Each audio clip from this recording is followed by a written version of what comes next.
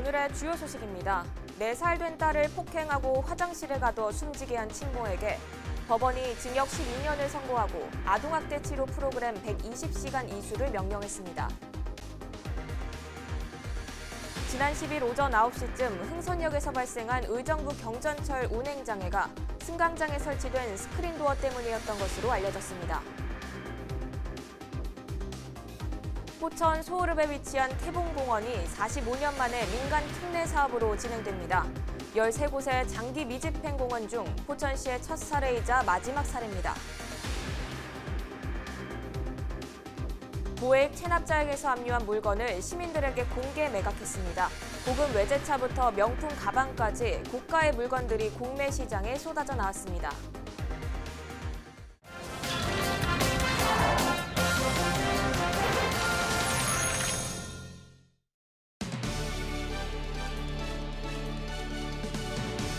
여러분 안녕하십니까? 힐로티비 뉴스 나라입니다. 지난 10일 발생한 의정부 경전철 운행장애가 승강장에 설치된 스크린도어 때문이었던 것으로 알려졌습니다. 의정부 경전철은 지난 10일 오전 9시쯤 흥선역에 정차한 전동차 한 대가 10여 분간 움직이지 않아 경전철 전 구간에서 운행 중이던 전동차가 서행 운행했습니다. 운영사인 의정부 경량전철 관계자는 당시 나라방송 취재진과의 통화에서 전동차 고장으로 인한 장애였다고 했지만 스크린도어가 열렸다 닫히지 않아 전동차가 출발하지 못한 것으로 드러났습니다. 의정부 경량전철 측은 스크린도어가 왜 작동하지 않았는지 파악하지 못하고 있습니다.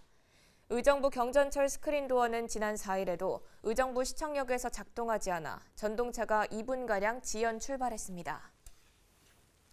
4살 된 딸을 폭행하고 화장실에 가둬 숨지게 한 친모가 법원에서 징역 12년형을 선고받았습니다. 의정부지법 형사합의 11부는 아동학대 치사 혐의로 구속 기소된 33살 A씨에게 징역 12년을 선고하고 아동학대 치료 프로그램 120시간 이수를 명령했습니다. 재판부는 숨진 B양이 겪었을 고통을 가늠하기 어렵고 B양의 친부가 엄한 처벌을 요구하는 점 등을 감안했다며 양형 이유를 밝혔습니다. A씨는 지난 1월 의정부의 자신의 집에서 친딸 B양을 혹한의 날씨에 알몸으로 화장실에 4시간 넘게 가두고 쓰러진 B양을 병원으로 옮기지 않고 방치하다 숨지게 한 혐의를 받고 있습니다. 도시공원 일몰제 시행을 앞두고 각 지자체에서는 공원 유지를 위해 안간힘을 쓰고 있습니다. 포천시도 예외가 아닌데요. 도심 속에 위치한 태봉공원이 45년 만에 민간 특례 사업으로 진행됩니다. 포천시에서는 첫 사례이자 마지막 사례입니다. 김소영 기자가 취재했습니다. 지난 1974년 공원으로 지정된 포천 소호읍에 위치한 태봉공원입니다. 이 공원은 도시공원 일몰제에 해당돼 장기 미집행 도시공원으로 남아 오는 2020년 7월 1일 공원에서 자동 해제될 상황이었습니다. 포천시는 도시공원을 유지하기 위해 지난 2018년부터 민간 특례 사업을 추진해왔습니다. 그런데 전체 14만 200여 제곱미터의 약 20%만 포천시 소유고 나머지 토지의 약 80%는 사유지에 국방부 군 관사까지 있어 사업 추진이 쉽지 않았습니다. 지금 제 뒤로 보이는 저 아파트는 국방부 소유의 군 관사입니다. 60세대가 거주를 할 수 있는데 현재는 20세대만 살고 있는 상태입니다. 포천시는 태봉공원 개발을 위해서 국방부와 합의한 끝에 군 관사를 이전하는 합의각서를 체결했습니다. 45년 만에 민간 자본으로 공원을 조성할 수 있게 된 겁니다. 민간 사업자는 전체 부지의 73%인 10만 2천여 제곱미터를 공원으로 조성해 시에 기부 체납합니다. 공원 내에는 수영장과 국공립 어린이집, 다문화센터 등 복합 커뮤니티 센터를 포함해 테마 물놀이장, 숲속 모험 놀이터, 전망대 등의 시설을 갖추게 됩니다. 나머지 3만 7,800여 제곱미터는 800여 가구의 아파트가 들어서게 됩니다. 전체 사업비 규모는 토지보상비와 공원 사업비, 부진의 군 부대 관사 이전 비용 등을 포함해 모두 2,711억 원입니다. 시는 이번이 태봉공원을 공원으로 조성할 수 있는 마지막 기회라고 보고 사업을 성공적으로 추진하겠다는 뜻을 밝혔습니다. 네, 저희 시는 이게 지금 딱 저희가 지금 장기 미집행 공원이 한 13개소 정도 있는데 실제로 이 사업을 할 만한 장소는 이곳 한 곳밖에는 없습니다. 나머지 12개소 정도는 다 산이라든지 뭐 오지에 이렇게 위치하고 있어서 시내권에 이렇게 접근된 곳은 사실 이곳 하나밖에 없어서 저희도 이게 마지막 하나 남은 곳에서 최대한 보존하고 개발해갖고 시민들에게 제공하려고 해서 노력하는 겁니다. 도시공원 일몰제로 난개발 위기에 놓였던 태봉공원. 포천시의 첫 민간 특례 사업 성공 사례 공원으로 재탄생할 수 있을지 관심이 모아지고 있습니다. 헬로티비 뉴스 김소영입니다.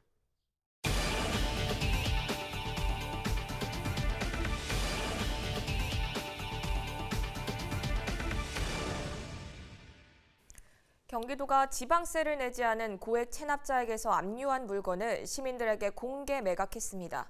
고가의 물건들이 공매 시장에 쏟아져 나왔는데요. 고급 외제차부터 명품 가방까지 돈이 없다며 세금을 내지 않은 체납자들의 호화 생활을 엿볼 수 있어 씁쓸했습니다. 김호 기자입니다. 경기도 체납 징수팀이 한 체납자의 집을 수색합니다. 명품 가방 수십 개가 쏟아져 나오고 값비싼 양주와 귀금속도 눈에 보입니다. 다른 체납자의 집에서는 외국 돈을 포함해 수백만 원의 현금도 적발돼 압류 조치됩니다. 경기도가 올해 1월부터 넉 달간 고액 체납자들로부터 압류한 물건은 1,200여 점. 이 가운데 진품으로 판명된 490점이 공개 매각됐습니다. 500만 원이 넘는 고급 시계에서부터 수백만 원짜리 금반지와 팔찌 등 귀금속이 공매 시장을 가득 메웠습니다. 이름만 들으면 알만한 해외 명품 가방과 고급 골프채, 양주 등 고가의 제품들이 즐비합니다. 이번 공매에는 신차 가격이 3억 원에 이르는 최고급 외제 차량도 등장했습니다. 감정가가 5천만 원으로 책정되다 보니 많은 입찰자들의 관심을 한몸에 받고 있습니다. 최종 낙찰가는 잠시 뒤에 알려드리겠습니다. 시중보다 20% 이상 저렴한 가격에 제품을 구매할 수 있다는 입소문이 나면서 공매 시장은 시민들로 가득합니다. 품질 보증은 물론 세금 납부에 도움이 된다는 인식으로 시민들의 발길이 이어졌습니다. 물건을 100% 보증받을 수 있는 보증서도 받을 수 있기 때문에 믿고 살 수 있어서 좋고요. 그리고 이게 공매 물건이기 때문에 세금을 체납한 사람들 거를 저희가 사줌으로써 경기도 세수로 다시 들어가니까 서로가 좋은 거라서. 하지만 일부 시민들은 체납자의 집에서 고가의 명품과 귀금속들이 쏟아져 나온 모습에 씁쓸함을 보였습니다. 서민들은 정말 10만 원도 없어서 쩔쩔매는데 고가 명품 가방이랄지 고가 기금속 세트를 숨겨두고 세금을 안 냈다는 그런 파렴치한 사람들은 끝까지 추적해서 세금을 다 걷었으면 하는 그런 생각입니다. 체납자 압류 물품에 대한 공매는 경기도가 전국 최초로 지난 2015년부터 실시했습니다. 지난해까지 모두 4차례에 걸쳐 2,000여 점을 매각해 8억 원의 체납액을 징수했습니다. 고의적으로 납세를 기피하거나 제사를 은닉한 체납자에 대해서 법이 허용하는 한도 내에서 저희가 적극 행정을 펼쳐서 조세 정의를 실현하고자 공매를 추진하고 되었습니다. 이번 공개 매각을 통해 환수된 금액은 3억여 원. 관심을 모은 벤틀리 차량은 25명이 응찰해 7,779만 원에 낙찰됐습니다. 경기도는 공매 물품이 가짜로 판명될 경우 낙찰자에게 감정가의 200%를 보상하기로 했습니다. 헬로티비 뉴스 김호입니다. 최근 국내로 유입된 중국산 순대와 소시지 등에서 아프리카 돼지열병 유전자가 검출됐습니다.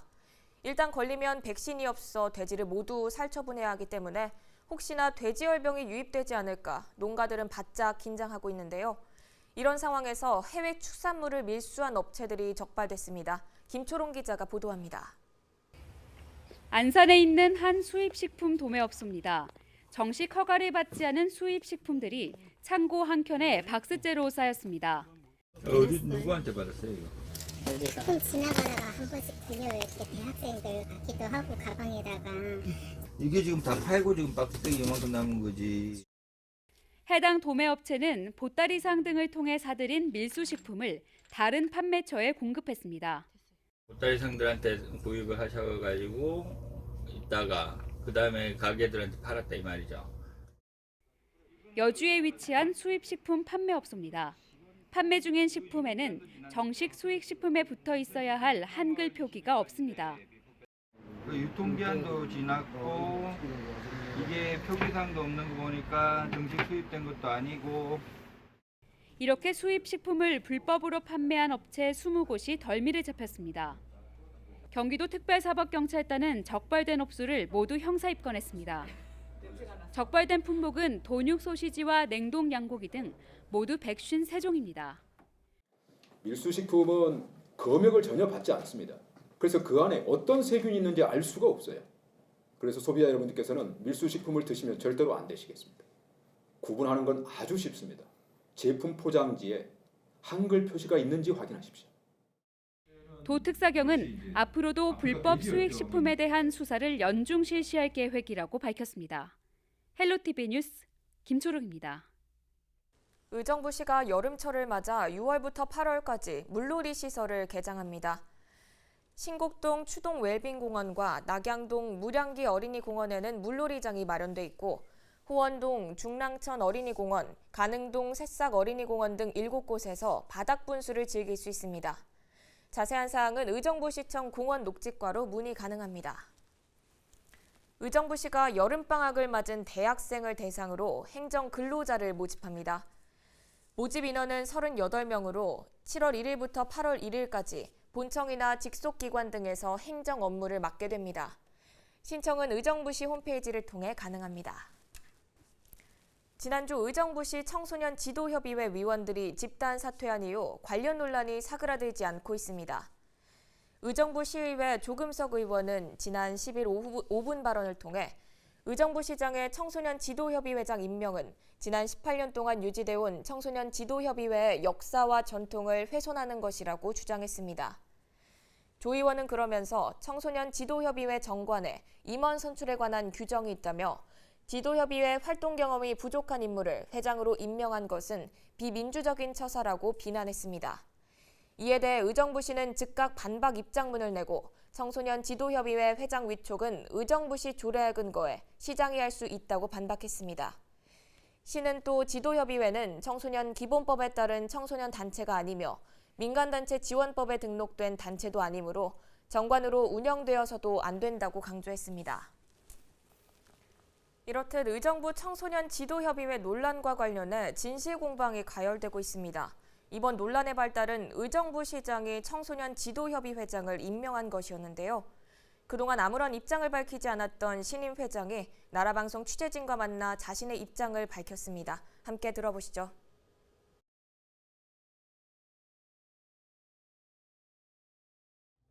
현 시점에서는 선택의 여지가 없다고 생각합니다. 왜냐하면 그들이 이제 이때까지 몇 개월 동안 SNS에서나 뭐 모든 언론 매체를 통해서 협의에 대한 뭐 주장을 펼쳐왔습니다. 그래서 그 상황을 봤을 때는 힘들지 않았을까라고 생각합니다.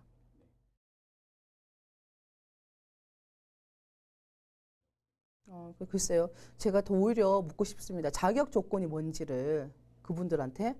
제가 송산일동에서 부위원장을 6년 동안 활동을 하고 있었습니다. 저희도 임원진이겠죠, 그죠? 당연히. 그런데 그들이 원하는 주장하는 그 내용은 시협의회 임원진 활동을 안 했기 때문에 시협의 회장이 될 수가 없다라고 주장을 하고 있습니다. 어떤 근거로 말씀하시는지 모르겠어요. 이게 조례에 나온 내용들도 아니고요. 그들이 만드는 정관에 나온 내용인데 이거를 주장한다는 거는 말도 안 되는 내용입니다. 그리고 제가 왜 자격 조건이 없습니까? 저는 셋 아이를 키우는 엄마입니다. 그 18년 동안 봉사활동을 이어왔고요. 그 다음에 제가 그 이혼 봉사활동 중에서 학부모 폴리스라고 있고 녹색 어머니가 있어요. 그 다음에 의정부 시학봉사단 활동을 계속 하고 있고요. 지금 현재도 마찬가지고요.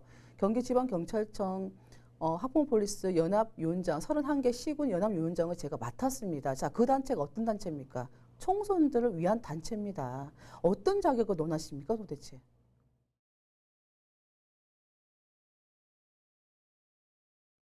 시장님이 저 개인만의 시장님이십니까? 아니지 않습니까? 시장님은 의정부 시민들이 뽑으신 시장님이세요. 그런데 제가 만약에 이 상태에서 선거운동을 한다 할 수 있겠습니까? 또 과연 그들이 내가 선거운동을 하면 가만히 두고 볼 사람이 몇몇이나 있겠습니까? 이 신기를 해서 제가 이거 이득이 된 게 있어요. 저는 가정주부고요.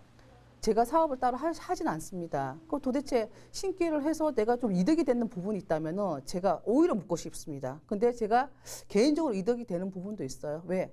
제 딸이 아직까지 청소년이거든요. 그래서 그에 대한 부분은 이득이 된다고 보면 될 것 같습니다.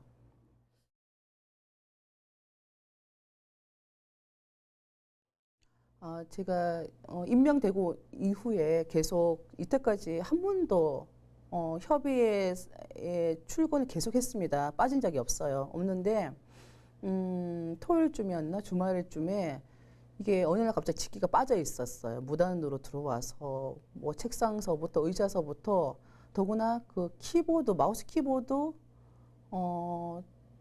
그까지 다. 그런데 문제는 열쇠까지도 다 빼앗고 갔더라고요. 저는 제 입장에서는 너무 자존심 상했어요. 그 전에 그들이 먼저 고소고발이 시 쪽으로 해서 고소고발이 들어갔지 않습니까? 그래도 언젠가는 이제 이렇게 마음이 지금 그러다 보니까 그러시겠다 싶어서 기다렸지만은 너무 이건 아니다 싶어서 제 입장에서 제 개인적으로 이분들이 올리신 내용에 그림이 있어요. 사진들이 있어요. 그것도 자랑스럽게 또 올리셨더라고요. 누가 빼갖고 간 그 사진 그림을 그 사진 토대로 전 제출했고 고발을 했습니다.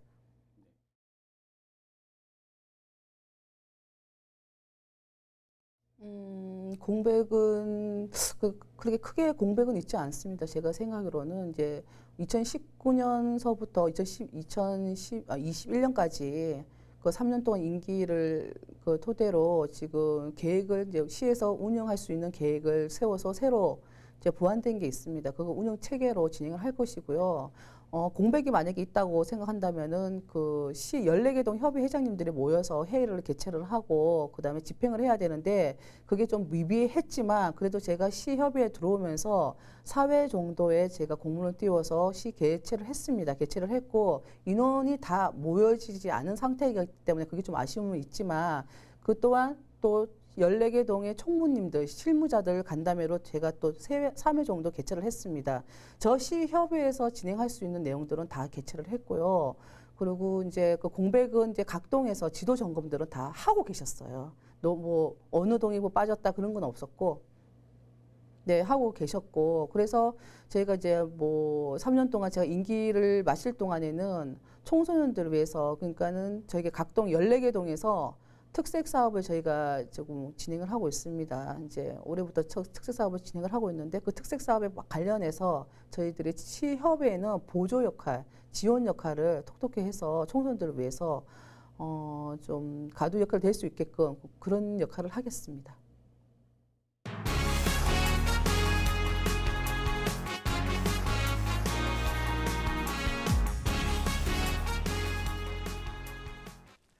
경기도가 접경지 말라리아 퇴치를 위해 정기 방역 활동을 벌입니다. 도는 10월까지 각 시군별 방역 취약 지역을 중심으로 주 2회 이상 방역 활동을 할 예정이며 모기 매개 밀집도를 조사하는 등 예방 대책을 마련했습니다. 또 도는 말라리아 발생률이 높은 연천과 파주를 헌혈 제한 지역으로 지정했습니다. 도 보건위생 담당관은 말라리아 위험 지역 여행 시 모기에 물리는 것을 최소화할 수 있도록 야간 외출 자제, 긴 옷 착용, 모기 기피제 사용 등 예방 수칙을 준수해달라고 당부했습니다. 어린이들의 식생활 개선과 건강 증진을 위해 경기도가 12일부터 도내 모든 어린이집에 과일을 제공합니다. 도는 도내에서 생산하는 제철 과일 등을 원화당 주 2회 제공할 계획입니다. 도는 이를 위해 210억 원의 예산을 확보했으며 과일 배송은 어린이집 신청으로 진행됩니다. 이어서 날씨 정보입니다. 파란 하늘과 맑은 공기에 절로 기분이 좋아지는 나날입니다. 금요일도 낮 최고 기온은 27도까지 오르겠고 미세먼지 농도도 보통 수준으로 좋겠습니다. 경기 북부 주간 날씨입니다. 주말까지 비 소식은 없어 나들이 가시기에 크게 상관은 없겠습니다. 하지만 다음 주 월요일부터는 60% 넘는 확률로 비가 올 가능성이 있겠습니다. 출근길 우산 챙기시기 바랍니다. 이어서 생활지수입니다. 깨끗한 공기 덕에 야외 운동 마음껏 즐기셔도 되겠습니다. 지금까지 날씨 전해드렸습니다. 이상으로 뉴스를 마칩니다. 저희는 언제나 지역 주민 여러분 곁에 있겠습니다. 함께해 주신 여러분 고맙습니다.